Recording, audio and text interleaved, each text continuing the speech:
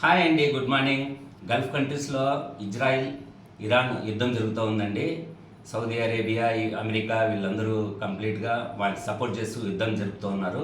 కాబట్టి మనకు అక్కడ ఉండే చాలామంది మన బంధువులు మిత్రులు అక్కడ మన ఉపాధి కోసం ఉద్యోగాల కోసం పోయి అక్కడ ఉన్నారు. కాబట్టి వాళ్ళు సేఫ్టీగా ఉన్నారో లేదో కనుక్కొని మన కేంద్ర రాష్ట్ర ప్రభుత్వాలు వచ్చేసి హెల్ప్ లైన్ అరేంజ్ చేశాయి. కాబట్టి ఆ హెల్ప్ లైన్ను ఉపయోగించుకొని మన వాళ్ళు సేఫ్టీగా ఉన్నారో లేదో తెలుసుకొని వాళ్ళని ఇండియాకి రప్పించుకోవడానికి ప్రయత్నం చేయండి.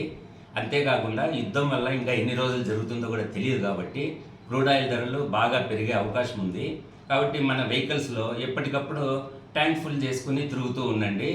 అది మనకు సేఫ్టీగా ఉంటుంది. మనకు అవసరాలు ఎప్పుడు అవసరం పడుతుందో చెప్పలేం కదా, ఎమర్జెన్సీ. కాబట్టి మీరు ఆ విధంగా మీరు మెయింటైన్ చేయండి. యుద్ధం తొందరలో ముగిసిపోతుందని చెప్పి మనం ఆశిస్తాము. మా ఇంట్లో వచ్చేసి ఈరోజు ఇడ్లీ అండి. ఇడ్లీ సాంబార్ చేసినారు. తినడం తప్పదు కదా, కాబట్టి టిఫిన్ చేస్తున్నాము. మనం టిఫిన్కి వచ్చాము ఇప్పుడు.